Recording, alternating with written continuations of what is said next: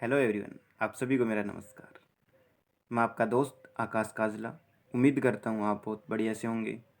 हम लेके आए हैं फ्री क्रैश कोर्स जिसमें हम कवर करने वाले हैं क्लास 11th एंड 12th की फिजिक्स एनसीईआरटी सिलेबस के अकॉर्डिंग, और साथ ही साथ हम कवर करने वाले हैं हर एक टॉपिक से रिलेटेड सभी important questions and numericals. So guys, आप सभी से रिक्वेस्ट है कि इस यूट्यूब चैनल को आप सब्सक्राइब कर लीजिए, जिससे कि जितने भी अपकमिंग वीडियोस हैं उनके नोटिफिकेशंस आपको मिलते रहेंगे। हम बात करते हैं आज के इस वीडियो सेशन के अंदर क्लास 11th के चैप्टर फर्स्ट फिजिकल वर्ड। ये जो चैप्टर है एग्ज़ाम के पॉइंट ऑफ व्यू से ज़्यादा इम्पोर्टेंट नहीं है, यहाँ से ज़्यादा क्वेश्चंस नहीं बनते हैं, फिर भी हम पढ़ेंगे यहाँ पर, क्योंकि ये जो चैप्टर है यह चैप्टर हमारे को बताता है कि हमारे को फिजिक्स के अंदर क्या पढ़ना है इन 2 साल के अंदर, और फिजिक्स क्यों इम्पोर्टेंट है हमारी लाइफ में, किस तरीके से फिजिक्स हमारे डेवलपमेंट एंड टेक्नोलॉजी के अंदर कंट्रीब्यूट करती है। सो गाइज, अपन स्टार्ट करते हैं। तो सबसे पहले हमारे सामने क्वेश्चंस बन के आता है कि फिजिकल वर्ल्ड को समझेंगे तो व्हाट इज़ साइंस, कि साइंस क्या है। ये हमने क्लास 6 से लेकर 10 तक पढ़ा भी है, तो अपन इसको थोड़ा डिस्कस करते हुए चैप्टर के अंदर जाते हैं। तो सबसे पहले बात करेंगे अपन साइंस की। तो साइंस जो वर्ड है एक लैटिन लैंग्वेज सिंटिया से बना हुआ है, जिसका मतलब होता है टू नो, मतलब जानना। कोई भी नेचर के अंदर थिंग्स हैं, फिनोमिनाज हैं जो अपन देख रहे हैं, उनके बारे में जानना, समझना और उनके बारे में नॉलेज ऑब्टेन करना ही सिंटिया का मतलब होता है। और सिंटिया से ही फिर सब एक ये वर्ड बना है साइंस। सो डेफिनेशंस की बात करें अपन साइंस की, the systematic study of nature and behaviour of natural things and knowledge that we obtain about them. So बात करें आगे अपन कि साइंस की क्या क्या ब्रांचेज हैं, तो फिजिक्स, केमिस्ट्री, बायोलॉजी। अपन बात करते हैं यहाँ पर फिजिक्स के बारे में। फिजिक्स जो है काफ़ी इम्पोर्टेंट ब्रांच है, ये दोनों भी इम्पोर्टेंट हैं। यहाँ पर अपन कवर करने वाले हैं फिजिक्स को। तो फिजिक्स में अपन कवर करते हैं। तो सो गाइज, फिजिक्स जो वर्ड है एक फ्यूजिस वर्ड से बना है, जिसका मतलब होता है नेचर, कि मतलब नेचर के अंदर जो भी फिनोमिनाज हो रहे हैं उनको ऑब्जर्व करना और उनके बारे में अंडरस्टैंड करना। साथ के साथ बात करते हैं अपन केमिस्ट्री एंड बायोलॉजी। तो ये दोनों सब्जेक्ट जो हैं वो फिजिक्स की हेल्प से ही डेवलप हुए हैं। इनको अपन बहुत अच्छे से अच्छे लेवल पर स्टडी अपन फिजिक्स की हेल्प से ही कर पाए हैं। यहाँ पर बात करते हैं अपन केमिस्ट्री के अंदर एलिमेंट की, कंपाउंड्स की, कि उनका स्ट्रक्चर क्या होता है, कॉम्पोजिशंस क्या है, और किस तरीके से वो रिएक्शंस करते हैं दूसरे सब्सटेंस के साथ में। तो ये अपन एक माइक्रोस्कोपिक लेवल के ऊपर समझते हैं। तो यहाँ पर हमारे को ज़रूरत होती है माइक्रोस्कोप की, जो कि फिजिक्स के कॉन्सेप्ट के ऊपर ही काम करता है। इसी तरीके से बायोलॉजी के अंदर भी अपन बात करते हैं लाइफ की। तो यहाँ से वर्ड बनता है बायोज। बायोज बायोज का मतलब होता है कि लाइफ, कि हम छोटे से छोटी सेल से लेकर के बड़े से बड़े ऑर्गेनिज्म की लाइफ को समझते हैं, उसकी बॉडी स्ट्रक्चर को समझते हैं, उसके न्यूट्रिशंस को समझते हैं, तो फंक्शंस को समझते हैं। तो ये सभी अपन माइक्रोस्कोप की हेल्प से ही देख पाते हैं। तो रॉबर्ट हुक ने एक डेड सेल को देखा था, तो वो भी माइक्रोस्कोप की हेल्प से ही देखा था। सो गाइज, हम आगे बढ़ते हैं, फिजिक्स को कवर करते हैं। जो जिसका मीन्स होता है फ्यूजिस, जिसका मीन्स क्या होता है फ्यूजिस, और फ्यूजिस का मतलब होता है नेचर। नेचर, फिजिक्स का मतलब होता है नेचर। अगर बात करें अपन फ्यूजिस को किस तरीके से ग्रीक लैंग्वेज के अंदर लिखा जाता है, तो वो कुछ इस तरीके से लिखा जाता है, इस तरीके से कुछ इसको लिखा जाता है, ऐसे करके।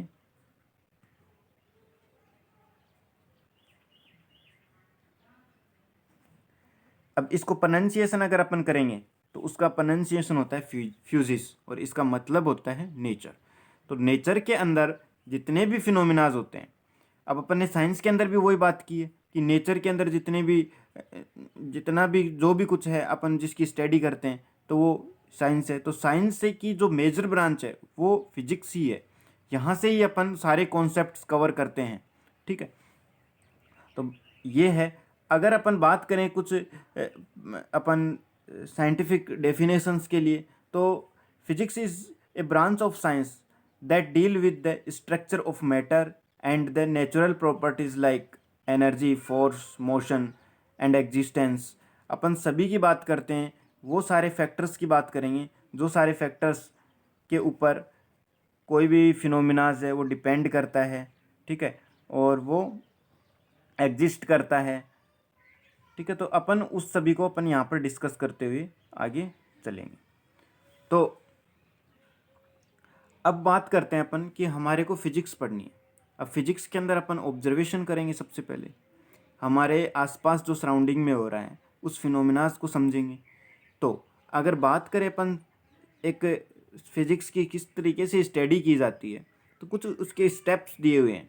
उन स्टेप्स के अंदर ही अपन फिजिक्स की स्टडी करते हैं, समझते हैं। कोई भी फिनोमिनाज होता है हमारे आसपास तो उनको समझना, ठीक है। तो बात करते हैं अपन सबसे पहले ऑब्जर्वेशन की, कि सबसे पहले हमारे पास आता है ऑब्जर्वेशन, कि कोई भी फिनोमिना होता है तो हम ऑब्जर्व करेंगे उसको। ऑब्जर्व करने का मतलब ये होता है कि हमने कोई भी चीज़ देखी और देख के हमारे मन के अंदर ये एक इच्छा जागृत हुई, प्रबल इच्छा जागृत हुई कि क्यों, ऐसा क्यों हो रहा है। जब हमारे माइंड के अंदर ये क्वेश्चन मार्क लगता है किसी भी फिनोमिना को देखकर, तो वो हमारा होता है ऑब्जर्वेशन। अब ऑब्जर्वेशन की कुछ एग्जाम्पल की बात करें तो formation of day and night, of day and night, कि हमने देखा कि रेगुलर एक रूटीन है जिसके अंदर क्या होता है, सनराइज होता है और सनसेट होता है। सनराइज होने पर डे का फॉर्मेशन होता है, सनसेट होने पर नाइट का फॉर्मेशन हो रहा है।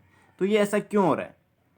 जब अपन ने ये सोचा तब हमारे माइंड के अंदर एक क्वेश्चन मार्क लग गया, एक इच्छा जागृत हुई कि हम क्यों, अब ये जो फॉर्मेशन हो रहा है, ये फिनोमिना हो रहा है, इसके पीछे क्या रीज़न है। तो इस तरीके से ऑब्जर्व किया अपन ने। और भी बहुत से अपन एग्जाम्पल अपन ऑब्जर्व करते हैं, जिस तरीके से रेन फॉलिंग, बरसात क्यों होती है, क्या रीज़न है बरसात होने का, देखा तो समझ में आया। फिर अपन स्टडी करते हैं अगले स्टेप के अंदर। कोई भी ऑब्जेक्ट है उसको अपन ऊपर उछालते हैं तो वो वापस ग्राउंड की तरफ ही आ जाती है, इसका क्या रीज़न है, ये ऑब्जर्व किया।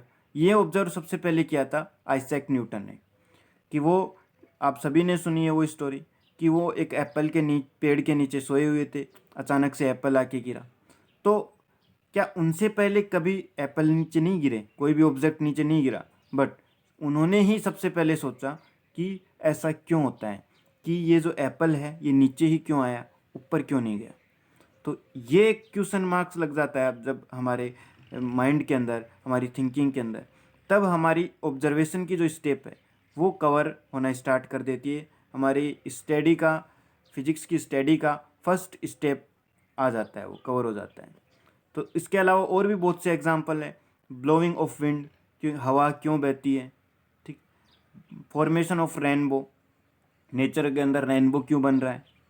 बहुत सी चीज़ें हैं, छोटी से छोटी चीज़ से लेकर अपन बड़ी से बड़ी चीज़ के बारे में बात करें, कि हमारी जो अर्थ है वो सन के अराउंड क्यों रोटेट करती है, इसका भी कुछ रीज़न है। ये पता चला बाद में, अपन इसको कवर करते चलेंगे। तो फर्स्ट स्टेप के अंदर यही है कि अपन ऑब्जर्व करते हैं कि किस तरीके से अपन इसको ऑब्जर्व करें, किस तरीके से अपन उसको समझें।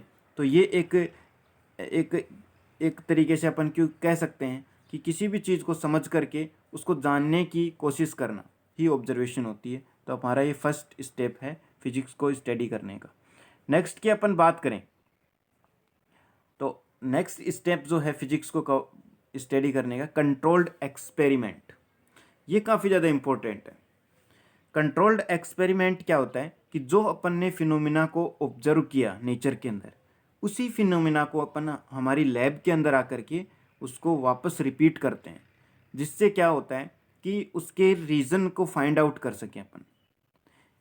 इसका करने का मतलब ये होता है, इसका करने का जो रीज़न ये होता है कि कोई भी फिनोमिना हो रहा है तो उसके फैक्ट को समझना, फैक्ट्स को समझने के लिए उसको दोबारा से अपन को रिपीट करना पड़ेगा, क्योंकि एक बार में वो चीज़ें समझ में नहीं आती, कई बार करनी पड़ती हैं। तो उनको कई बार करने के लिए अपन नेचर के अंदर तो नहीं कर सकते अपन कई बार, तो अपन क्या करते हैं, हमारी लैब के अंदर सारे एक अरेंजमेंट फिक्स करते हैं, एज ए रेप्लिका के तौर पे अपन कह सकते हैं। तो उनको फिर अपन अपन करके देखते हैं, तो उनसे अपन को रीज़न मिलने का कुछ पॉसिबिलिटीज़ होती हैं और ढूंढ भी लेते हैं अपन रीज़न। तो अपन बात करते हैं यहाँ पर कि कंट्रोल्ड एक्सपेरिमेंट किस तरीके से होता है। तो देखो, सबसे पहले बात की थी formation of day and night की। तो इस तरीके से अपन ने कंट्रोल्ड एक्सपेरिमेंट के लैब के अंदर आकर अपन ने एक बॉल रखी, और इस बॉल के अंदर, इस बॉल के, ये हमारी बॉल है इस तरीके से, और बॉल के पास में अपन ने रख दिए एक बल्ब रख दिया अपन ने, ठीक है, फिर इसको ग्लो करवा दिया। फिर अपन क्या करते हैं, इसको रोटेट करवाते हैं इसके चारों तरफ। रोटेट करवाएंगे तो अपन देखेंगे जिस पार्ट के ऊपर लाइट जा रही है वहाँ पर ब्राइटनेस प्रोड्यूस है, मतलब प्रोड्यूस हो जाती है, और जो हिडन पार्ट है जहाँ पर लाइट नहीं पहुँची वहाँ पर क्या होता है, डार्क पोर्शन होता है। तो ये तो होता है डार्क पोर्शन, और ये होता है ब्राइट पोर्शन। तो ब्राइट पोर्शन और डार्क पोर्शन जब ये अपन ने करके देखा, तब अपन को आइडिया, थोड़ा सा अपन को आइडिया आया कि ये हमारी जिस तरीके से अर्थ है, सन अर्थ के अराउंड रोटेट करती है। तो क्या होता है कि जिस पार्ट के ऊपर लाइट जा रही है वहाँ पर ब्राइटनेस, मतलब जहाँ पर सन की लाइट्स आएंगे अर्थ के ऊपर वहाँ पर डे का फॉर्मेशन होगा, और जहाँ हिडन पार्ट है, जहाँ पर डार्क पोर्शन है, वहाँ पर नाइट का फॉर्मेशन होगा। बट ये अपन ने कहा कंट्रोल्ड एक्सपेरिमेंट है, तो इसमें अपन ने थोड़ा सा क्या किया, थोड़ा सा इसके अंदर चेंजेस लेके आए अपन। किस तरीके से चेंजेस लेके आए, अपन ने कर दिया कि जो हमारा बल्ब है इसको फिक्स कर दिया इस बार, और अब क्या कर रहे हैं अपन, बॉल को क्या करवा रहे हैं, रोटेट करवा रहे हैं यहाँ पे। तो बॉल को रोटेट कराएंगे तब भी वही फिनोमेना ऑब्जर्व होता है कि साथ के साथ अपन इसको रोटेट भी करवाते हुए चलते हैं, जिससे क्या होता है कि लाइट जहाँ पर गिर रही है वहाँ पर भी ब्राइटनेस प्रोड्यूस हो रही है, जहाँ पर नहीं गिर रही वहाँ पर डार्क पोर्शन बन रहा है। तो यहाँ से अपन को आइडिया मिल गया कि डे एंड नाइट का फॉर्मेशन किस तरीके से होता है। रीज़न को अपन अगली स्टेप के अंदर फाइंड आउट करेंगे। इसके अलावा और भी जो अपन ने एग्जाम्पल लिए थे कि कोई भी ऑब्जेक्ट है वो हमेशा नीचे ही क्यों आता है, तो एक्सपेरिमेंट करके देखा गया कि इस तरीके से अपन ने दो बॉडीज़ को इस तरीके से अपन ने लटका दिया। अब एक बॉडी का मास ज़्यादा है, एक का मास कम है। इससे फिर थोड़ी देर बाद में ऑब्जर्व किया कि देखा कि ये जो बॉडी है ये इसकी तरफ अट्रैक्ट हो रही है, अट्रैक्ट हो रही है मतलब इसकी तरफ आ रही है। तो यहाँ पर आइडिया है कि ये कुछ ना कुछ इसके ऊपर फोर्स लगा रहा है, ठीक है। इसके अलावा भी अपन ने रेनबो की बात कर रहे थे अपन, और बात कर रहे थे रेन फॉलिंग की, तो उसके पीछे क्या रीज़न है। अगर बात करें अपन रेनबो की, तो रेनबो की अगर बात करते हैं अपन, तो रेनबो किस तरीके से, यहाँ से मान लो कि इस तरीके से बरसात हो रही है, यहाँ से अगर सन निकल के आ जाता है तो सन से जो लाइट आती है, और यहाँ पर खड़ा हुआ जो बंदा है वो इसको देख रहा है, तो यहाँ पर क्या होता है, सनलाइट आती है तो सनलाइट इन बूंदों से टकराती है जब, तो यहाँ पर क्या होता है कि एक रेनबो का फॉर्मेशन होता है, ठीक है। बात करते हैं अपन कि रेन फॉलिंग का क्या रीज़न है। रेन फॉलिंग का रीज़न क्या है कि अपन यहाँ पर कर रहे हैं कि ओशन है, यहाँ पर ओशन के अंदर वाटर भरा हुआ है, ठीक है। यहाँ से सनलाइट आती है, सनलाइट गिरती है इसके ऊपर, तो इसको हीटअप कर देती है। हीटअप होने से स्टीम के अंदर चेंज हो जाता है वेपर के अंदर, और वेपर फिर ऊपर चली जाती है और क्लाउड्स की फॉर्मेशन बन जाती है, और जहाँ सुटेबल इन्वायरमेंट मिलता है वहाँ पर ये बरसात हो जाती है। तो ये अपन ने करके देखा एक्सपेरिमेंट लैब के अंदर। तो इसको अपन ने हीट कर दिया, ठीक है, हीट कर दिया तो यहाँ से जो वेपर था वो कन्वर्ट हो गया। ये अपन क्लोज चैम्बर के अंदर कर दिया, जिससे क्या होगा कि ये जो वेपर है ये यहाँ पर जाकर कलेक्ट हो जाती है, और कुछ टाइम बाद ठंडा होने के बाद ये वापस ड्रॉप्स की फॉर्म में गिरने लगती है। तो एज ए अपन ने रेन फॉलिंग का एक सिनेरियो अपनी लैब के अंदर छोटा सा बना देते हैं, तो इससे भी अपन को समझ में आता है। तो अपन कंटिन्यूसली इसको डिस्कस करते जाते हैं कि किस तरीके से हम हमारे लाइफ के अंदर इसको समझते जाते हैं। तीसरा जो स्टेप आता है वो आता है रीजनिंग। अब रीजनिंग के अंदर क्या होता है कि अपन ने क्या किया कि ये जितने भी फिनोमिनास को एक्सपेरिमेंट करके देखा उसके बारे में रीज़न फाइंड आउट किया। अब रीज़न दो तरीके से फाइंड आउट करते हैं। एक तो रीजनिंग की बात करें तो एक तो होती है क्वांटिटेटिव रीजनिंग और एक होती है क्वालिटेटिव रीजनिंग। तो यहाँ पर बात करते हैं क्वालिटेटिव रीजनिंग और दूसरी होती है क्वांटिटेटिव।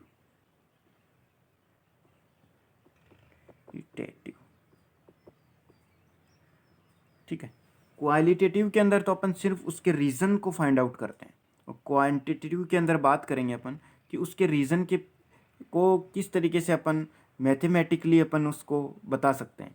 तो देखिए अपन कुछ एग्जांपल से ही समझते हैं इसको भी कि अपन ने देखा कि अट्रैक्शन फोर्स को फाइंड कर लिया अपन ने एक्सपेरिमेंट करके कि एक्सपेरिमेंट किया अपन ने, तो अपन को पता चला है कि दो ऑब्जेक्ट हैं और उन दोनों ऑब्जेक्ट को अगर अपन बात करते हैं हैंग लटका देते हैं, तो इस तरीके से अपन ने दो ऑब्जेक्ट को लटका दिया यहाँ पर। अब देखा गया कि एक का मास कम है, एक का मास कम है और एक का मास ज़्यादा है। ठीक है, तो M1 लार्जर मास बॉडी है, M2 लेस मास बॉडी है कि इसका मास कम है। ठीक है, अब ये इसको अपनी तरफ अट्रैक्ट कर रहा है। तो अपन ने देखा क्या देखा कि फोर्स के फॉर्मूले के हिसाब से अपन देखते हैं तो यहाँ पर होता है M1 M2 अपॉन R²। अपन बात करेंगे कि अगर हमारी बॉडी का मास कम होता है तो अट्रैक्शन उसके बीच में कम होगा। अट्रैक्शन फोर्स जो यहाँ पर बनेगा वो अट्रैक्शन फोर्स कैसा होगा, कम क्वांटिटी के अंदर होगा। अगर हम इसकी बात करें इसके बीच की डिस्टेंस को अगर इंक्रीज कर देते हैं तब भी क्या होता है, हमारा जो अट्रैक्शन फोर्स है वो कम होगा। अगर अपन ने इसकी बीच की जो डिस्टेंस है उसको अगर अपन ने कम कर दिया तब क्या होगा, तब भी यही होगा। ठीक है, तो अपन इस तरीके से इस बात को अपन कवर करते जाते हैं। तो अपन ने एक रीज़न फाइंड आउट कर लिया कि हमारा जो अट्रैक्शन फोर्स है वो दो चीज़ों के ऊपर डिपेंड होता है, एक तो मास के ऊपर, दूसरा उसके बीच की डिस्टेंस के ऊपर। दूसरे एग्जाम्पल को अगर अपन कवर करते हैं कि रेनबो का फॉर्मेशन क्यों होता है, तो रेनबो का फॉर्मेशन इस तरीके से होता है, यहाँ पे रेनफॉल हो रही है। ठीक है, यहाँ से सन से लाइट आएगी और यहाँ पे खड़ा हुआ कोई भी पर्सन यहाँ से इसको देख रहा है, तो यहाँ से लाइट आती है। तो लाइट एक कलर के अंदर आती है, वाइट कलर के अंदर, जिसके अंदर बहुत से कलर मर्ज हुए रहेंगे पहले से। और जब ये ड्रॉप से टकराती है लाइट रेस, तो ड्रॉप क्या करती है, उन सभी कलर्स को स्प्लिट कर देती है। ठीक है, तो ये अपन ने रीज़न फाइंड आउट किया। अब रीज़न फाइंड आउट किया तो अपन ने देखा कि ये रेनबो तभी दिखाई देगा जब हमारे पास क्या होगा, सन होगा और सन की लाइट आ रही होगी। तो सनलाइट ज़रूरी है यहाँ पे।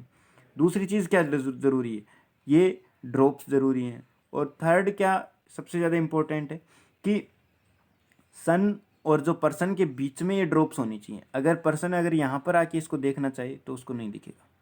ठीक है, तो ये अपन ने रीज़न फाइंड आउट किया। ये सारे अपन रीज़न जो फाइंड आउट कर रहे हैं क्वालिटी के अंदर कर रहे हैं, क्वालिटेटिव रीजनिंग कर रहे हैं अपन। ठीक है, इसके अलावा भी और भी बहुत से एग्जाम्पल हैं, तो अपन हर एक एग्जाम्पल को इसी तरीके से अपन समझते गए। आगे बात करते हैं अपन क्वांटिटेटिव के अंदर। क्वांटिटेटिव के अंदर बात करेंगे अपन, तो अपन ये कहेंगे कि देखो जिस तरीके से बात करते हैं इस एग्जाम्पल के लिए, तो इस एग्जाम्पल के लिए बात करेंगे अपन यहाँ पर। तो यहाँ पर देखो अगर अपन इसके मास को हाफ कर दे, अगर इन दोनों बॉडीज के मास को अगर अपन हाफ कर दे तो फोर्स क्या होगा, इस तरीके से ये रीज़न फाइंड आउट करना। ठीक है, तो अपन बात करते हैं यहाँ पर मास की। तो मास की अगर अपन बात करेंगे तो अगर हाफ कर देते हैं दोनों का मास, तो यहाँ पर देखो हाफ कर देंगे इसका भी हाफ कर देंगे, तो ये दोनों मल्टीप्लाई होके नीचे 4 आ जाएगा। तो अपन बात करेंगे कि फोर्स क्या होगा, फोर्स क्या हो जाएगा, उसका 1/4 बन जाएगा अगर अपन मास को, दोनों बॉडीज़ के मास को हाफ कर देंगे। अगर अपन यूँ कहें कि डिस्टेंस को हाफ कर दें, तो डिस्टेंस को हाफ करेंगे यहाँ से तो इसका होल स्क्वायर ओपन करेंगे तो 4 आ जाएगा, 4 ऊपर जाएगा। तो F जो है वो क्या हो जाएगा, 4 टाइम्स बन जाएगा। ठीक है, और अगर अपन डबल कर देंगे डिस्टेंस को तो फोर्स जो है वो क्या हो जाएगा, 1/4 टाइम्स हो जाएगा यहाँ पर। तो ये अपन एक क्वांटिटी के अंदर बता रहे हैं कि इतना होने पर इतना इफेक्ट पड़ता है इसके रीज़न का। ठीक है, इसके बारे में बात करेंगे यहाँ पर क्वांटिटी के बारे में। तो अपन हमेशा बात करेंगे कि ये जो पर्सन है उसके हॉरिजॉन्टल लाइन से ये जो एंगल है ये 42 डिग्री का ही बनना ज़रूरी है। अगर 42 से ज़्यादा बनता है तब भी रेनबो नहीं दिखाई देगा, और अगर इससे कम बनता है तब भी रेनबो नहीं दिखाई देगा। तो ये अपन एक क्वांटिटी के अंदर बता दिया कि एग्जैक्ट 42 डिग्री एंगल के ऊपर ही क्या बनता है, रेनबो हमारे को दिखाई देता है। ठीक है, तो ये अपन ने बात की रीजनिंग के अंदर। और जब रीजनिंग अपन कर लेते हैं उसके बाद में अगला स्टेप बचता है हमारे लिए कि अपन जब रीज़न फाइंड आउट कर लेते हैं फिर मैथमेटिकल मॉडलिंग करते हैं हम। मैथमेटिकल मॉडलिंग के अंदर अपन बताते हैं कि हमारे पास जो मैथमेटिकल मॉडलिंग कि हमारे पास जो रीज़न फाइंड आउट किया है उसके बाद अपन एक पर्टिकुलर फॉर्मूला ड्राइव कर देते हैं, एक पर्टिकुलर फॉर्मूला बना देते हैं। उस फॉर्मूले से हम अपनी मैथमेटिकल जितनी भी कैलकुलेशंस हैं वो करते हैं। ठीक है, तो बात करते हैं जिस तरीके से अपन, तो यहाँ पर फोर्स की बात करते हैं अपन, एक फोर्स का फॉर्मूला बना दिया। ठीक है, फोर्स का फॉर्मूला बना दिया अपन G m1m2/r²। ये अपन जो फॉर्मूले बनते हैं इसमें बहुत ज़्यादा टाइम लगता है, साइंटिस्ट को बहुत ज़्यादा टाइम लगता है, उसके बाद ये फॉर्मूले हमारे पास मिलते हैं। अब देखो, कभी भी अपन बात करते हैं तो ये फॉर्मूला अप्लीकेबल है हमारे यूनिवर्स के अंदर भी। अगर बात करें हम सन और अर्थ का अट्रैक्शन फोर्स की तो उसके लिए बात कर सकते हैं। हमारी सैटेलाइट्स की जो मून है, मून और अर्थ के बीच में कितना अट्रैक्शन है, क्या रेंज है उनकी, तो उसके लिए भी ये फॉर्मूला अप्लीकेबल है। उसके अलावा हमारी जो छोटी छोटी ऑब्जेक्ट्स हैं, हमारे जो रॉकेट लॉन्च किए जाते हैं तो उनको कितनी वेलोसिटी दी जाए कि इस फोर्स को वो कवर कर पाएँ, तो उसके लिए भी यही फॉर्मूला अप्लीकेबल है। तो एक मैथमेटिकल मॉडलिंग से हमारे को एक फॉर्मूला मिल जाता है। उस फॉर्मूले से अपन बड़ी से बड़ी कैलकुलेशंस, बड़ी से बड़ी हमारी जो प्रॉब्लम्स होती हैं, ठीक है, उनको अपन सोल्व कर पाते हैं। ठीक है, तो इसके अलावा बहुत से और भी फॉर्मूलेज हैं अपन फिजिक्स के अंदर पढ़ने वाले हैं, पहले भी देखे हैं अपन ने, स्पीड का, एक्सेलरेशन का, फोर्स का, ठीक है, मोशन का, जितनी भी इक्वेशंस मिली हमारे को न्यूटन के, तो वो सारी की सारी हमारे को मैथमेटिकल मॉडलिंग से मिली हैं। वो कब मिली हैं, जब हमने इस पूरा एक कंप्लीट प्रोसेस के अंदर स्टेप बाय स्टेप पढ़ के आए। और जब हम ये मैथमेटिकल मॉडलिंग कर लेते हैं उसके बाद में अपन स्टार्ट करते हैं हमारी प्रिडिक्शन मतलब भविष्यवाणियाँ, किस तरीके से अपन उनको प्रिडिक्ट करते हैं। तो जिस तरीके से बात करते हैं एक छोटे से एग्जांपल से कि हमारे को एक रॉकेट जो है वो लॉन्च करनी है। अब रॉकेट लॉन्च करनी है यहाँ से, तो हमारे को बताना है कि इसको कितना फोर्स दिया जाए कि ये ग्रेविटी को पार कर जाए। ठीक है, कितने अपन ये भी बता देते हैं कि आज अगर अपन सैटेलाइट लॉन्च करें तो वो मून के ऊपर कितने टाइम बाद जाके पहुँचेगी। तो ये एक प्रिडिक्शन है, अपन बता रहे हैं होने वाले टाइम के अंदर, बता रहे होने वाले जो आने वाला जो टाइम है उसके अंदर बता रहे हैं कि इतने टाइम पर ये हो जाएगा।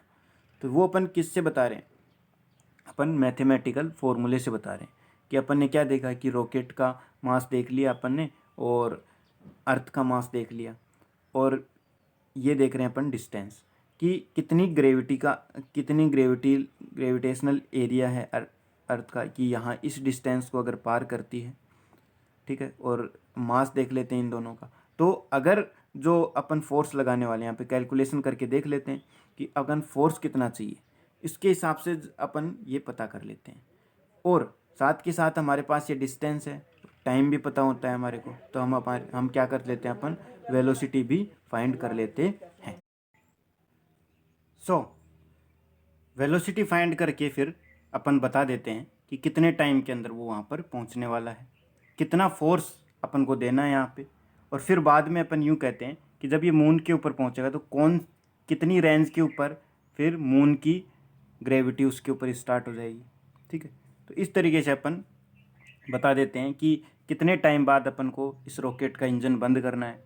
तो वो कब कैसे पता करते हैं अपन कि इतने टाइम पर वो मून की ग्रेविटी के अंदर आ जाएगा, फिर उसके बाद में इस इंजन को रिवर्स में चलाना है या फिर उसको बंद करना है। तो वो भी कैलकुलेशंस, वो भी सारी प्रिडिक्शंस वो अपन इसमें करते हैं।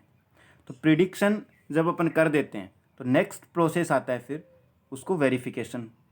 अब अपन ने जो प्रिडिक्शन की है, अपन ने जो यहाँ पर प्रिडिक्शन की है, उस प्रिडिक्शन के अंदर अपन वेरिफिकेशंस किस तरीके से करेंगे कि जो भी अपन ने प्रिडिक्शन की है अगर वो टाइम पर हो जाती है, सेम जो अपन ने प्रिडिक्शन की है सेम टाइम पर अगर हो जाती है, तो हमारी जो प्रिडिक्शन है वो सही साबित हो जाती है, एकदम राइट प्रूफ हो जाती है। और उससे अपन फिर पता कर लेते हैं कि अपन ने जो फॉर्मूला बनाया है वो सही है। ठीक है, इस तरीके से अपन और भी एग्जांपल लें कि सूर्य ग्रहण की बात करें कि आज वो सूर्य ग्रहण हो रहा है, तो साइंटिस्ट लोग बोलते हैं कि अब ये सूर्य ग्रहण जो है अगले टाइम होगा इतने टाइम बाद में, इतने सालों बाद में, 76 साल बाद में, कितने भी साल बोल सकते हैं। ठीक है, तो वो किस हिसाब से बताते हैं कि वो अपने मैथमेटिकल मॉडलिंग से कैलकुलेशन करते हैं, और कैलकुलेशन करके फिर वो उनके पास एक रिज़ल्ट आता है, उस रिज़ल्ट के बिहाव पर वो प्रिडिक्शन कर देते हैं और वो सही भी हो जाता है। क्योंकि वो फॉर्मूला जो है अगर वो सही रहा तो वो प्रिडिक्शन सही हो जाएगी, अगर फॉर्मूले में कहीं मिस्टेक हो गई तो वो प्रिडिक्शन फेल हो जाएगी। और जब फेल हो जाती है तो उसको क्या बोलते हैं अपन, फॉल्सिफिकेशंस बोलते हैं। ठीक है, इसको अपन फॉल्सिफिकेशन बोलते हैं यहाँ पे। तो अगर वो गलत प्रूफ हो जाता है तो फिर से अपन फर्स्ट स्टेप से स्टार्ट करते हैं और फिर अपन आते हैं, और अगर राइट प्रूफ हो जाता है तो अपन उसको क्या बना देते हैं, लॉ बना देते हैं, प्रिंसिपल्स बना देते हैं फिजिक्स के। ठीक है, ग्रेविटी का जो प्रिंसिपल था वो इसी तरीके से बना। ठीक है, और भी जो फॉर्मूले हमारे पास हैं फिजिक्स के अंदर, स्पीड के, वेलोसिटी के, एक्सेलरेशन, फोर्स, मोशन की जो इक्वेशंस हैं, लाइट के जो प्रिंसिपल्स मिले हमारे को, बहुत से प्रिंसिपल्स मिल चुके हैं, और इस करके हमारे पास आज इतनी बड़ी फिजिक्स है। तो अपन बात करते हैं आगे डिस्कवर, अगर कोई लॉज अगर बन चुके हैं, डिस्कवर्ड लॉज हैं फिजिक्स के, अब क्या जो बन गए हैं उनके अंदर चेंजेस नहीं होने, क्या ये एकदम सही है? तो इस बात की गारंटी कोई नहीं ले सकता। क्यों? क्योंकि हो सकता है जिस साइंटिस्ट ने लॉ दिया हो उससे कुछ ऐसे पॉइंट्स रह गए हों जो ऑब्जर्व नहीं कर पाए, दूसरे साइंटिस्ट आए उनको ऑब्जर्व कर लिया, फिर उन्होंने भी कर लिया खुद ने, तो खुद क्या कर देते हैं उसके अंदर अमेंडमेंट कर देते हैं। ठीक है, तो इस तरीके से जितने भी लॉज बनते हैं वो परमानेंट नहीं होते। इसको एक छोटे से एग्जाम्पल से समझते हैं अपन। यहाँ पे छोटे से एग्जाम्पल से देखेंगे कि हमारे पास क्या है, एक क्रिकेट का मैच चला हुआ है। ठीक है ना, और एक छोटा सा बच्चा क्रिकेट देखने पहुंच जाता है, जिसने आज तक कभी क्रिकेट नहीं देखा। यूँ कह लो कि कोई पर्सन है जिसने कभी क्रिकेट नहीं देखा। तो यहाँ पर ये क्रिकेट का मैदान है, यहाँ पे मैच चल रहा है, यहाँ पर बैट्समैन बैटिंग कर रहे हैं और यहाँ पे बॉलर बॉलिंग करेगा। तो यहाँ पर वो बच्चा आके बैठ जाता है और सब उसके रूल्स को समझने की कोशिश करता है, जिसने कभी क्रिकेट नहीं देखा। फर्स्ट बॉल आई, फर्स्ट बॉल आते ही बैट्समैन ने हिट किया तो यहाँ पर क्या होता है कि वो बम्प करके बाउंड्री लाइन के बाहर चली जाती है। और ये ऐसा होने पर स्कोर बोर्ड के अंदर 4 रन काउंट होते हैं। तो इसने रूल बना लिया कि बैट्समैन स्ट्राइक करेगा, और स्ट्राइक करने पर अगर वो बाउंड्री लाइन को क्रॉस करती है तब क्या होता है 4 रन होता है। अगली बार ऐसा हुआ, अगली बार फिर से बॉल डाली, तो इस बार क्या हुआ कि बैट्समैन ने हिट किया, हिट करने के बाद वो डायरेक्ट बाहर गई गेंद। अब डायरेक्ट बाहर गई तो इसके हिसाब से क्या होना चाहिए था, 4 रन ही होना चाहिए था, क्योंकि इसने एक रूल बना लिया था कि हिट करने पर अगर बाउंड्री लाइन क्रॉस करती है तो क्या होता है, 4 रन काउंट होता है। बट इस बार ऐसा नहीं हुआ, यहाँ पर क्या हुआ 6 रन काउंट हुआ। तो उसके रूल के अंदर क्या हुआ, गड़बड़ी हो गई। तो उसको इम्प्रूव करता है, समझता है कि अगर यहाँ पर बम्प करके जाती है तब तो 4 रन है, और अगर डायरेक्ट जाती है फुल टॉस तो क्या है 6 रन है। उसके बाद में नेक्स्ट बॉल करवाता है यहाँ पे, तो यहाँ से क्या करता है, बैट्समैन हिट करता है। इस बार यहाँ पर फील्डर ने इसको कैच कर लिया, कैच करते यहाँ पर जो बैट्समैन है वो आउट हो जाता है। तो इसके हिसाब से एक रूल और बन गया कि स्ट्राइक किया तो अगर बम्प करके आती है तब तो ये आउट नहीं है, और अगर ये डायरेक्ट फुल टॉस आती है और इसको कैच कर लेता है तब ये क्या है, आउट है। इसने ये रूल बना लिया। लेकिन अगली गेंद पर क्या हुआ कि बॉलर ने फिर से बॉल करवाई, पर इस बार थोड़ा सा चेंज हो गया। क्या हुआ कि इसने फिर से स्ट्राइक की, गेंद काफ़ी ज़्यादा हवा में उछली और फील्डर ने उसको कैच कर लिया, बट इस बार आउट नहीं था, नॉट आउट था। क्यों था? क्योंकि जो बॉल डाली थी वो कैसी थी, नो बॉल डाल दी उसने। अब नो बॉल डाल दी तो यहाँ से लाइन क्रॉस कर दी, लाइन क्रॉस करके फिर बॉल करवाई, तो यहाँ पे क्या हुआ, नो बॉल हो गया, ये नॉट आउट हो गया। तो ये अगला रूल फिर से पता चला कि मतलब कि ऐसा होने पर, लाइन क्रॉस होने पर ये नो बॉल भी हो जाती है और नो बॉल पे आउट नहीं होते। तो प्रोसेस तो सेम हुआ था, बट इसके अंदर थोड़ा सा चेंजेस आ गए। तो इस करके वो रूल को समझते गया, अपने ही रूल बनाए थे उन्हीं के अंदर फिर से सुधार करता, अमेंडमेंट करता हुआ, थोड़े से चेंजेस करता हुआ, वो लास्ट में जब मैच ख़त्म होता है तब वो पूरे क्रिकेट के रूल्स को समझ के चला जाता है। अपन बात करते हैं, जो हमारा ये छोटा सा बच्चा है, इसको कह सकते हैं अपन कि साइंटिस्ट है। अब साइंटिस्ट ऑब्जर्व करते हैं नेचर को। ये क्रिकेट का मैदान क्या बन गया हमारे लिए, नेचर, साइंटिस्ट के लिए। तो अब साइंटिस्ट क्या करते हैं, नेचर के अंदर जितने भी फिनोमिना हो रहे हैं उनको समझते जाते हैं, रूल बनाते जाते हैं, समझते जाते हैं। और फिर उनको क्या होता है कि अगर उनके रूल के हिसाब से नहीं होता, फिर वो दोबारा से समझने की कोशिश करते हैं। फिर उनसे कुछ पॉइंट्स रह गए हैं जो ऑब्जर्व नहीं किए, तो उनको वो क्या करते हैं, फिर से ऑब्जर्व करते हैं, फिर से समझते हैं, और फिर से क्या करते हैं, जो रूल पहले से रूल बनाए थे उसके अंदर चेंजेस कर देते हैं। ठीक है, उनको अमेंडमेंट कर देते हैं। तो इस तरीके से रूल्स बनते हैं। तो कुछ एग्जांपल से देखते हैं अपन कि हमारे पास क्या है, कि कुछ एग्जांपल से देखते हैं कि सबसे पहले केपलर ने बताया कि केपलर ने बताया क्या बताया कि हमारी जो अर्थ है वो सन के अराउंड सर्कुलर ऑर्बिट के अंदर रिवॉल्व करती है, सर्कुलर ऑर्बिट के अंदर रिवॉल्व करती है। ये केपलर बता के चलेगी, लोग इनको मानते रहे।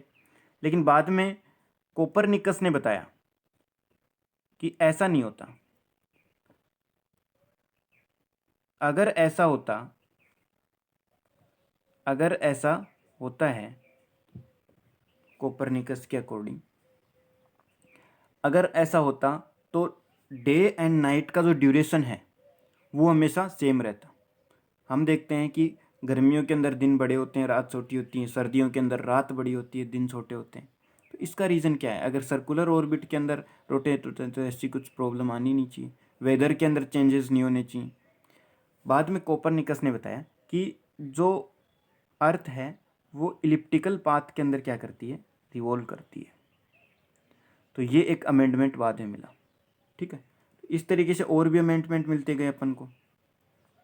और क्या अमेंडमेंट मिले, और एग्जांपल देखते हैं अपन। सबसे पहले आइजैक न्यूटन ने लाइट का एक प्रिंसिपल दिया, जिसके अंदर बताया, न्यूटन ने बताया यहाँ पर,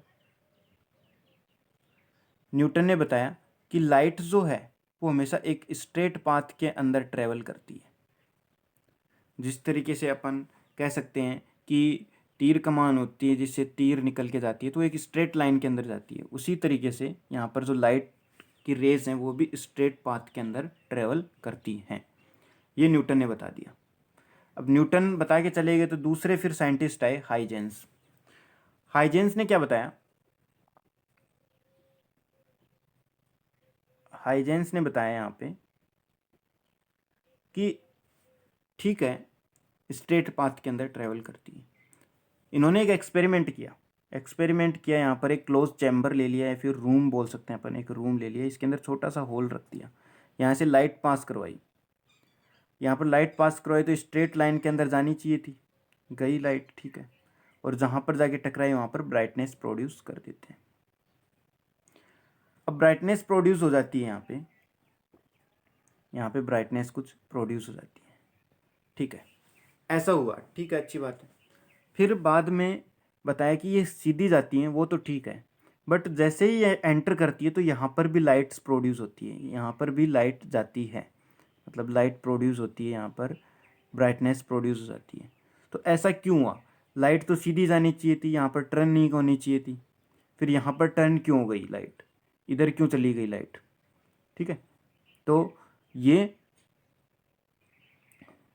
अपन ने देखा। तो हाइजेंस ने बताया कि लाइट जो है वो स्ट्रेट पाथ के अंदर ट्रेवल करती है या नहीं, उसके बारे में नहीं बताया। उसके बारे में इन्होंने ये बताया कि लाइट जो है वो एक वेव्स की फॉर्म के अंदर ट्रेवल करती है, वेव्स के अंदर। ठीक है, तो यहाँ पर अब आगे जाकर ये ब्रांच वेव ऑप्टिक्स बन गई। काफ़ी अच्छा प्रिंसिपल्स दिया था लाइट का, और यहीं से प्रूव हुआ कि लाइट जो है उसका नेचर ड्यूअल होता है, ड्यूअल नेचर होता है लाइट का। तो हाइजेंस ने ये बताया। बाद में थर्ड साइंटिस्ट आए आइंस्टाइन। आइंस्टाइन ने काफ़ी इंटरेस्टिंग चीज़ बता दी कि यहाँ पर ये बता दिया कि लाइट जो है वो जिस भी सोर्स से आ रही हो, यहाँ पर किस फॉर्म के अंदर निकलती है, छोटे छोटे पार्टिकल्स की फॉर्म के अंदर निकलती है, पैकेट्स की फॉर्म के अंदर ट्रेवल करती है, और इन पैकेट्स को नाम दिया फोटोन।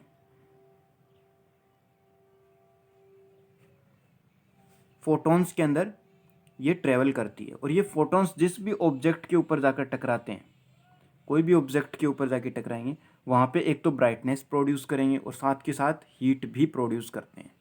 तो ये इन्होंने कॉन्सेप्ट दिए। ये कॉन्सेप्ट काफ़ी ज़्यादा फिर चला, और इसी कॉन्सेप्ट से बहुत सी प्रॉब्लम सोल्व कर ली।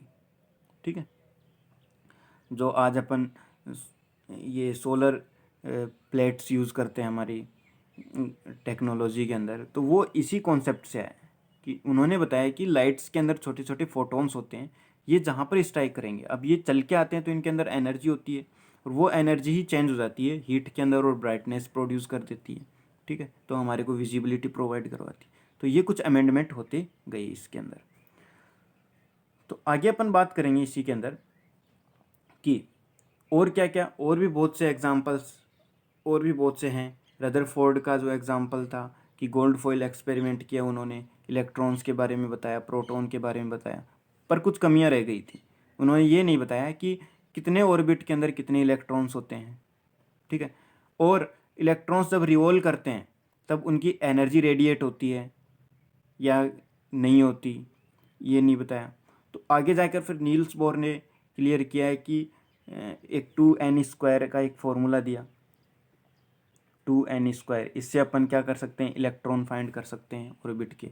और बताया कि जब वो रोटेट करते हैं तब वो एनर्जी रेडिएट नहीं करते, एक अट्रैक्शन फोर्स के अंदर बंधे होते हैं। ठीक है, तो इस तरीके से उन्होंने बताते गए। तो बहुत से साइंटिस्ट आए, उन्होंने रूल बनाए, दूसरे साइंटिस्ट ने आकर उनके रूल के अंदर या तो उनको चेंज कर दिया या फिर उनके अंदर ही कुछ अमेंडमेंट कर दिया। ठीक है, तो इस तरीके से ये हमारा प्रोसेस चलता रहा, और आज अपन बहुत एक लार्ज लेवल पर फिजिक्स को स्टडी करते हैं। ठीक है गाइस, तो अब अपन आगे बढ़ते हैं हमारे चैप्टर के अंदर। तो नेक्स्ट जो टॉपिक है वो है हमारा स्कोप ऑफ फिजिक्स। वो क्या है हमारा scope of physics. Scope of क्या होता है कि स्कोप की बात करेंगे तो स्कोप वो होता है कि जिस चीज़ को अपन समझ सके, छोटे से छोटे लेवल से लेकर बड़े से बड़े लेवल तक अपन समझ सकें, उसको हमारे प्रैक्टिकल लाइफ के अंदर यूज़ में लेके आ सकें, तो वो होता है स्कोप। तो बात करें अपन फिजिक्स को किस तरीके से अपन समझ सकते हैं और अपनी लाइफ के अंदर किस तरीके से इम्प्लीमेंट कर सकते हैं उसको, वो देखते हैं यहाँ पर। तो ये कुछ लेवल के अंदर बात करते हैं यहाँ पर। एक तो होता है माइक्रोस्कोपिक लेवल, जिसके अंदर अपन माइक्रो लेवल 10⁻⁻⁶ मीटर, माइक्रोमीटर इसको अपन बोल सकते हैं। तो माइक्रो लेवल की जितनी भी ऑब्जेक्ट हैं, थिंग्स हैं, जिसके अंदर अपन पार्टिकल्स की बात करेंगे, एटम की बात करेंगे, न्यूक्लियस की बात करेंगे, इलेक्ट्रॉन्स की बात करेंगे, तो इन सब के बारे में स्टडी करना, इनके कॉन्सेप्ट्स को समझना और इनके फिनोमिना को अंडरस्टैंड करना, ये सारा कुछ अपन अंडरस्टैंड करके उसको यूज़ में लेते हैं। तो ये आती है माइक्रोस्कोपिक लेवल, इसको माइक्रोस्कोपिक डोमेन भी बोल सकते हैं। दूसरा होता है मैक्रोस्कोपिक, इसको अपन नेक्ड आई से देख सकते हैं, और इसको नहीं देख सकते हैं अपन नेक्ड आई से। इसको अपन को, इसके लिए समझने के लिए अपन को माइक्रोस्कोप चाहिए होगा, जिससे अपन उसको देख सकें। और ये अपन नेक्ड आई से देख सकते हैं, ये फिनोमिना फील कर सकते हैं हमारी बॉडी से। तो ये जो स्कोप है वो छोटे से छोटे लेवल से लेकर बड़े से बड़े लेवल तक अपन चले चलते जाते हैं और स्टडी करते जाते हैं।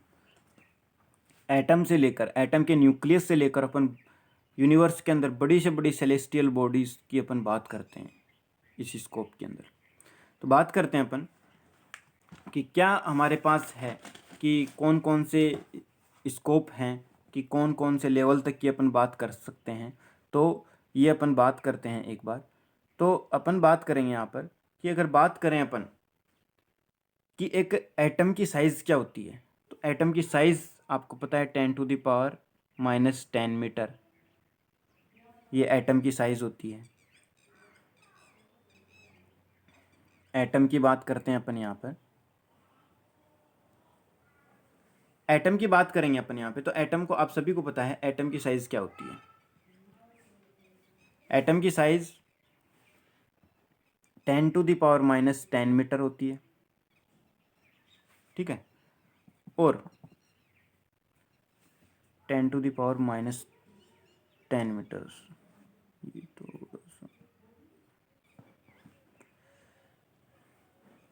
10⁻⁻10 मीटर।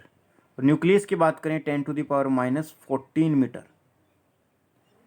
और अगर बात करें हमारे एंटायर यूनिवर्स की, उसके ये डायमीटर की बात करें अपन, एंटायर यूनिवर्स की बात करें अपन, तो एंटायर यूनिवर्स कितना डिस्टेंस हो सकता है, उसकी मैक्सिमम कितनी उसकी रेंज हो सकती है, तो वो अपन बात करेंगे 10⁻+26 प्लस में मीटर।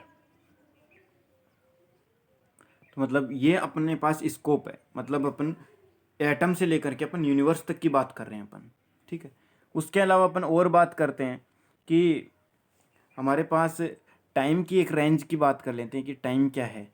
जो छोटे से छोटा टाइम होता है एक 10⁻22 सेकेंड, और बड़े से बड़े टाइम रेंज की अगर बात करें तो 10⁻18।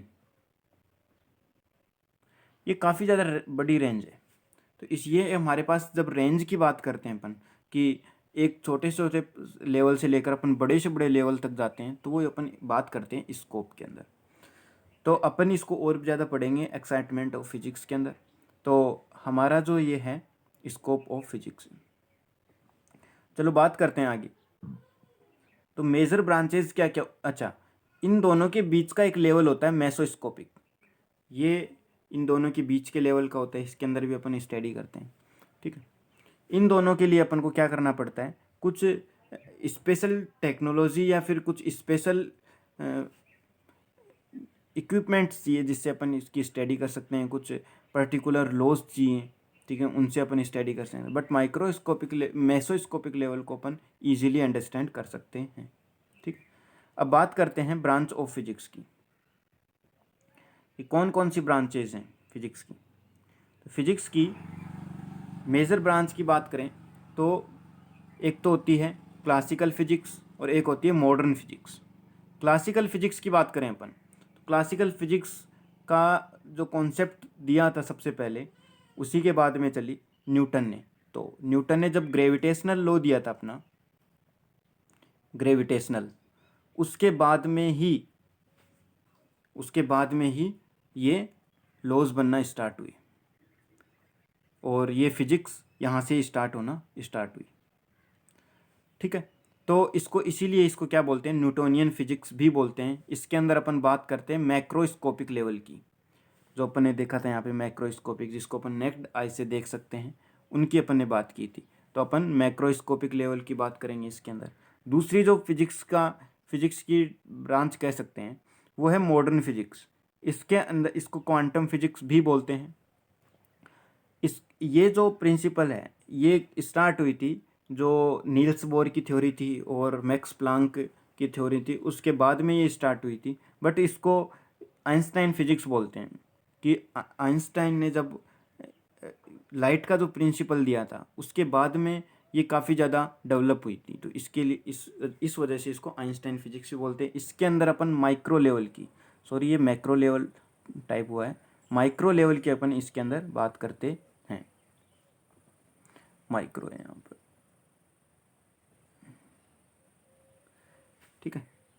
तो यहाँ पर माइक्रो लेवल की अपन इसके अंदर बात करते हैं।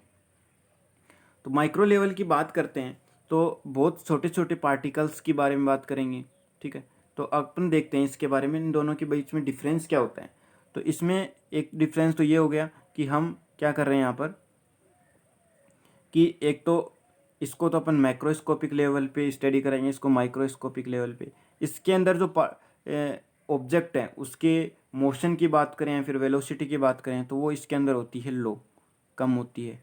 और बात करें अगर मॉडर्न फिजिक्स की, तो मॉडर्न फिजिक्स के अंदर जितने भी पार्टिकल्स की स्टडी करेंगे अपन, या फिर कह लें अपन, या फिर यूं कह लें कि जो भी थिंग्स हैं उनकी वेलोसिटी की बात करें, एक्सेलरेशन की बात करें, तो वो काफ़ी ज़्यादा हाई होती है।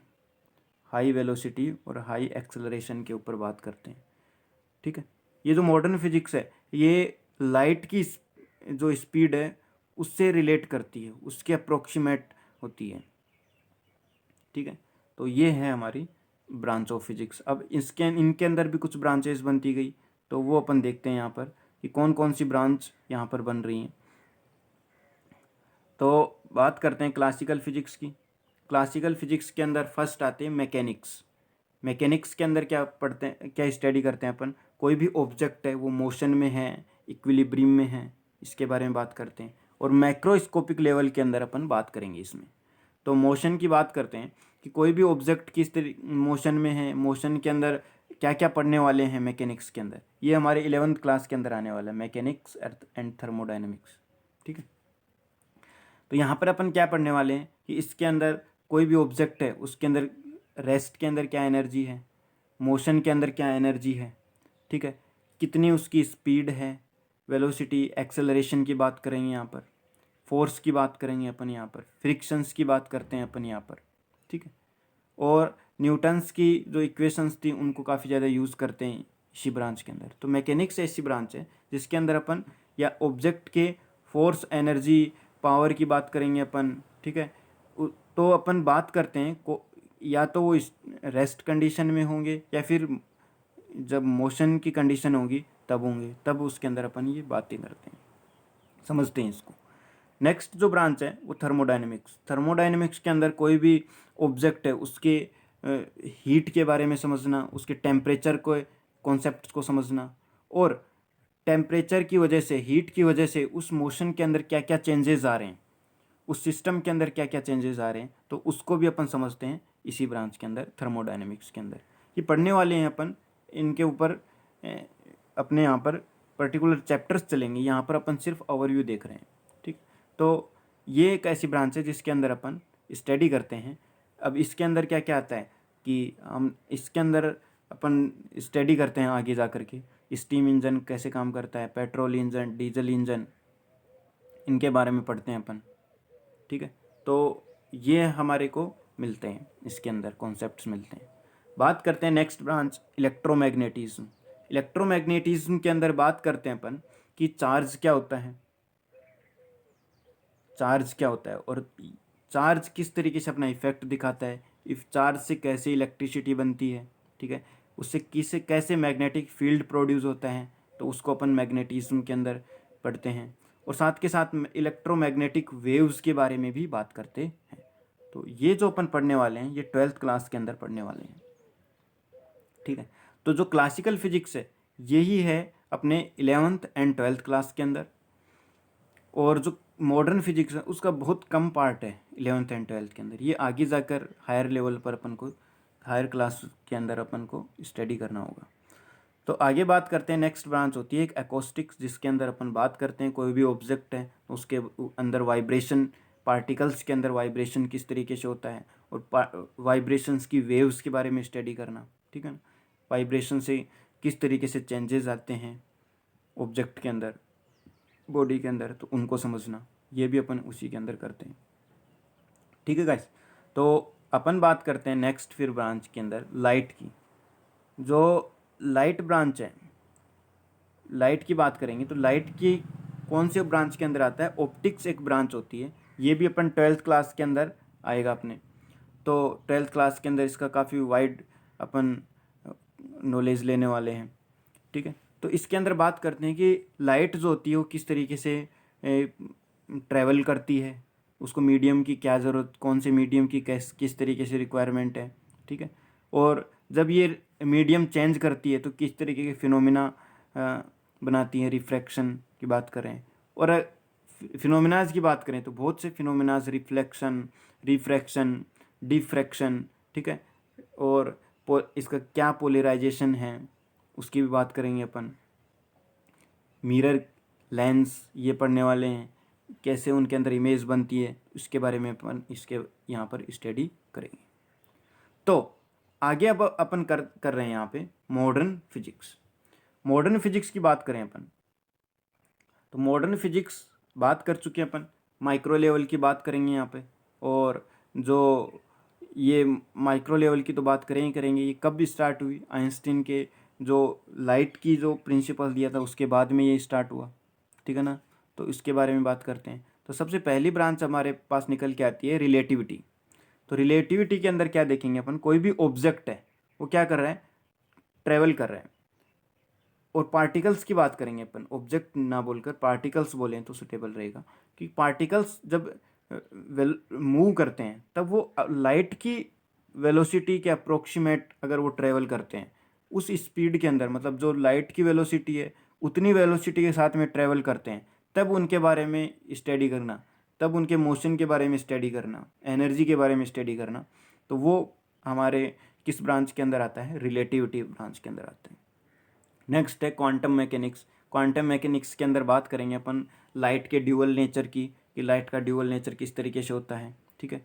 ये मॉडर्न फिजिक्स के जितने भी प्रिंसिपल्स बनते हैं उन प्रिंसिपल्स को अपन स्टडी करते हैं इनके अंदर, ठीक है ना, किस तरीके से हमारे लिए यूजेबल हैं वो, इसके बारे में अपन स्टडी करते हैं।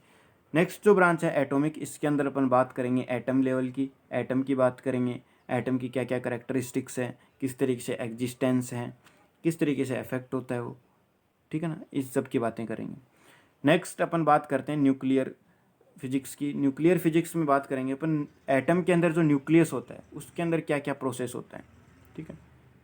बहुत सी प्रोसेस होते हैं हमारे, देखते हैं अपन नेचर के अंदर, यूनिवर्स के अंदर न्यूक्लियर फ्यूज़न होता है, एक न्यूक्लियर फ्यूज़न होता है। इन प्रोसेस को समझना, इससे बहुत सी अपन टेक्नोलॉजी के अंदर यूज़ करना, अपने किसके अंदर, अपने न्यूक्लियर फ्यूज़न के अंदर यूज़ करना इसको। न्यूक्लियर रिएक्टर बनाते हैं, एटम बॉम्ब बनाते हैं, तो वो किस तरीके, किस प्रिंसिपल से बनते हैं, किस कौन सी ब्रांच के अंदर आते हैं, वो इसके अंदर आते हैं। तो गाइस ये था हमारा स्कोप ऑफ फिजिक्स। इसके अंदर अपन ब्रांच के बारे में स्टडी की है कि कौन कौन सी ब्रांचेज होती हैं फिजिक्स की, ठीक है। तो नेक्स्ट अपन एक छोटा सा टॉपिक हमारे यहाँ पर आता है कि यूनिफिकेशन क्या होता है और रिडक्शनिज्म क्या होता है, इसके बारे में भी डिस्कस कर लेते हैं। जब अपन इस फिजिक्स को स्टडी करते हैं तब कई बार ऐसा होता है कि हमारे पास बहुत सारे प्रिंसिपल मिल जाते हैं, पर हमारे को बहुत सारी क्या होती है कि लॉज मिल जाते हैं, तो उनको समझना बड़ा मुश्किल हो जाता है। चलो समझ तो लिया, फिर उनको याद कैसे रखें, बहुत ज़्यादा बड़ा डेटा मिल जाता है हमारे को, तो उनको सबको किस तरीके से याद रखा जाए, किस तरीके से उनको एक एक तरीके से अपन उनको यूज़ में लें ईजिली, तो उसके लिए एक मेथड यूज़ किया जाता है यूनिफिकेशन, जिसके अंदर क्या अपन कह सकते हैं कि देखो, जो बहुत सारे लॉज हैं उनमें से बहुत सारे फिनोमिना नेचर के अंदर हो रहे हैं, उन फिनोमिनाज को अपन सिर्फ एक ही अगर कॉन्सेप्ट से समझ लें तो हमारे को याद रखने में इतनी दिक्कत नहीं होगी, ठीक है। तो ये क्या होता है, यूनिफिकेशंस के अंदर होता है कि अगर अपन नेचर के अंदर बहुत सारे फिनोमिनाज हो रहे हैं, उन सभी छोटे छोटे फिनोमिनाज को अपन एक ही कॉन्सेप्ट से समझ लेते हैं, अलग अलग कॉन्सेप्ट उसके लिए यूज़ नहीं करते, तो इससे क्या होता है, हमारे को ईज़िली अपन उनको लर्न भी कर सकते हैं, याद भी रख सकते हैं और यूज़ करने में भी ईजी होंगे। तो ये होता है यूनिफिकेशंस। तो यूनिफिकेशंस के अंदर अगर एग्जांपल की बात करें तो लॉ ऑफ ग्रेविटेशन, ये एक प्रिंसिपल है, कॉन्सेप्ट है फिजिक्स का। इस कॉन्सेप्ट से काफ़ी ज़्यादा अपन फिनोमिना को समझ पाए, जिस तरीके से फॉलिंग ऑफ ऑब्जेक्ट टुवर्ड अर्थ, अर्थ की तरफ ही सारे ऑब्जेक्ट क्यों गिरते हैं, ठीक है। तो ये अपन लॉ ऑफ ग्रेविटेशन से समझ पाए। अर्थ रिवॉल्व करती है सन के अराउंड, इसका कॉन्सेप्ट, इसके पीछे भी यही कॉन्सेप्ट है, लॉ ऑफ ग्रेविटेशन। ठीक है। और अगर बात करेंगे स्विंग ऑफ पेंडुलम, पेंडुलम क्यों मूव करता है, तो उसके पीछे भी इसी का ही रीज़न है। तो बहुत से ऐसे फिनोमिना अपन ऑब्जर्व करते गए और उनको समझते गए, तो समझने के बाद में उनको क्या किया गया, अपन को एक ही कॉन्सेप्ट के अंदर लेके आ गए, एक ही लॉ से उसको समझने की कोशिश की, तो उसको बोलते हैं अपन यूनिफिकेशन। नेक्स्ट बात करते हैं मैक्सवेल। ये जो मैक्सवेल साइंटिस्ट ने, उन्होंने कुछ 4 इक्वेशंस दी थी। उन 4 इक्वेशन से अपन कंप्लीट इलेक्ट्रोमैग्नेटिज्म समझ लिए, उनको यूज़ कर लिया। तो इन्होंने इलेक्ट्रोस्टैटिक, इलेक्ट्रोडायनेमिक, मैग्नेटिज्म और इलेक्ट्रोमैग्नेटिक वेव्स के बारे में बताया। तो ये सारे के सारे जो कॉन्सेप्ट्स थे वो उन्हीं इक्वेशन से सोल्व हो रहे थे। तो ये भी यूनिफिकेशंस का एक परफेक्ट एग्जांपल है। इसके अलावा एक परफेक्ट एग्जांपल की बात करें तो conservation of energy. Conservation of energy के अंदर क्या होता है कि बहुत से लॉज, मतलब अलग अलग ब्रांच के अंदर भी अपन बात करें तो वो अप्लीकेबल है वहाँ पे। तो यहाँ पर देखो लेंस लॉ है, ये मैग्नेटिज्म के लिए दिया गया कि यहाँ पर एनर्जी जो है कंजर्व रहती है। फर्स्ट लॉ ऑफ थर्मोडाइनमिक्स, यहाँ पर हीट से रिलेटेड बताया गया कि कोई आइसोलेटेड सिस्टम है, उसके अंदर जो हीट, जो एनर्जी है वो हमेशा कंजर्व रहती है। ठीक है। बात करें किरचॉफ लॉ, ये इलेक्ट्रिसिटी के लिए दिया गया। ठीक है ना। बर्नौलीज प्रिंसिपल, ये कंटिन्यूटी इक्वेशंस फ्लूइड मैकेनिक्स में काफ़ी ज़्यादा यूज़ होती है। तो ये सारे कॉन्सेप्ट्स अपन ने एक ही कॉन्सेप्ट से एक्सप्लेन कर दिए। तो यूनिफिकेशंस का मतलब ये होता है कि बहुत सारे फिनोमिनास को अपन अगर एक ही प्रिंसिपल से अगर एक्सप्लेन कर देते हैं, समझ लेते हैं, तो वो होता है यूनिफिकेशंस। इसी के साथ में दूसरा टॉपिक है रिडक्शनिज्म। ये क्या होता है? रिडक्शनिज्म अपन समझेंगे कि हमारे पास एक कॉम्प्लेक्स सिस्टम है, उस कॉम्प्लेक्स सिस्टम को अपन समझेंगे यहाँ पर कि एक बहुत बड़ा हमारे पास कॉम्प्लेक्स सिस्टम है, उसको अपन को स्टडी करना है। तो उसको अपन छोटे अगर लेवल पर स्टडी करते हैं अपन, तो वो छोटे लेवल पर स्टडी करेंगे अपन, तो अपन उसको समझ नहीं पाएंगे एग्जैक्टली। अपन उसको जो उसका पीछे का रीज़न है पूरे सिस्टम का, वो अपन नहीं समझ पाएंगे। तो उसको क्या करते हैं अपन, छोटे छोटे पार्ट्स के अंदर ब्रेक कर देते हैं। जिस तरीके से एक छोटा सा एग्जांपल लेते हैं कि यहाँ पर अपन क्या करते हैं, कोल को बर्न करते हैं। हमारे पास कोल है, उस कोल को अपन ने बर्न किया। अब ये बर्न होता है तो यहाँ से कोल के अंदर होती है केमिकल एनर्जी। केमिकल एनर्जी किसके अंदर कन्वर्ट होगी, यहाँ पर हीट एनर्जी के अंदर। और हीट एनर्जी से अपन क्या करें, यहाँ पर हमारे पास एक बॉयलर है जिसके अंदर वाटर भरा हुआ है। तो ये हीट किसके अंदर चली गई, यहाँ पर बॉयलर के अंदर, वाटर के अंदर, और वाटर मॉलिक्यूल्स चेंज हो गई वेपर के अंदर। यहाँ पर वेपर बन गई, तैयार हो गई। अब अपन यहाँ से क्या करते हैं, इस बॉयलर को वॉल ओपन करते हैं। तो ये एक पाइप के थ्रू जाती है, और जैसे ही अपन पाइप के थ्रू इसको जाती है, तो यहाँ से क्या देखा कि काफ़ी ज़्यादा प्रेशर के साथ में ये मूव करती है। तो मूव करती है यहाँ पर, तो देखा तो यहाँ पर काइनेटिक एनर्जी उसके अंदर आ गई। अब ये काइनेटिक एनर्जी के साथ हाई प्रेशर के साथ जाती है। तो यहाँ पर एक अपन टरबाइन लगा देते हैं। तो ये प्रेशर से क्या होती है, इसको यहाँ पर स्ट्राइक करती है ये वेपर, और उस स्ट्राइक से जो हमारा टरबाइन है ये रोटेट होने लग जाता है। और इस टरबाइन के साथ में अपन ने कनेक्ट कर दिया एक शाफ्ट, जिसमें अपन शाफ्ट से एक डायनेमो कनेक्ट कर देते हैं। और जब ये शाफ्ट रोटेट होती है तो यहाँ पर क्या बनती है, इलेक्ट्रिसिटी हमारे को मिलती है। यहाँ पर मिलती है। तो ये एक हमारे पास एक पूरा प्लांट का सिस्टम है। इस प्लांट के सिस्टम को अगर एक साथ पढ़ना चाहें तो नहीं पढ़ सकते, हमारे से बहुत सारी गलतियाँ होंगी। तो अपन क्या करते हैं, इसको छोटे छोटे पार्ट बनाकर फिर अपन इसकी स्टडी करते हैं। तो यहाँ पर सबसे पहले देखा तो ये वाला पोर्शन देखा, यहाँ पर इस वाले पोर्शन के अंदर अपन ने ऑब्जर्व किया यहाँ पर कि जो कोल है उसकी केमिकल एनर्जी हीट एनर्जी के अंदर चेंज हो गई। यहाँ पर देखा कि इस वाटर था, वाटर स्टीम के अंदर चेंज हुआ, तो उसकी एनर्जी के अंदर चेंजेस आ गए। ठीक है ना। और फिर इसको वॉल जब ओपन किया गया तब यहाँ से प्रेशर के साथ में ये रिलीज़ होती है। तो प्रेशर के साथ में रिलीज होती है, और ये प्रेशर के अंदर मतलब प्रेशर उसका चेंज हो गया, और ये प्रेशर जब हाई प्रेशर के साथ में हिट करता है तो यहाँ पर इसके अंदर मोशन आ जाता है टरबाइन के अंदर, और टरबाइन के साथ में एक शाफ्ट जुड़ी हुई है तो शाफ्ट के अंदर भी मोशन आएगा, और उसी शाफ्ट से अपन ने कनेक्ट कर दिया एक डायनेमो, यहाँ से क्या बनती है, इलेक्ट्रिसिटी बन के तैयार हो जाती है।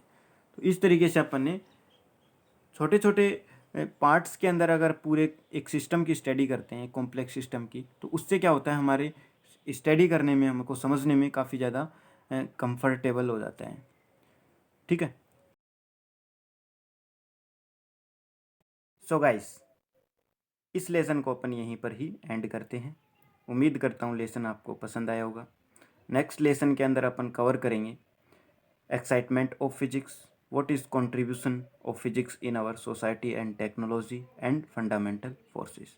Thank you for watching this video. Please subscribe this channel and like and share this video. Okay, thank you so much. Bye bye.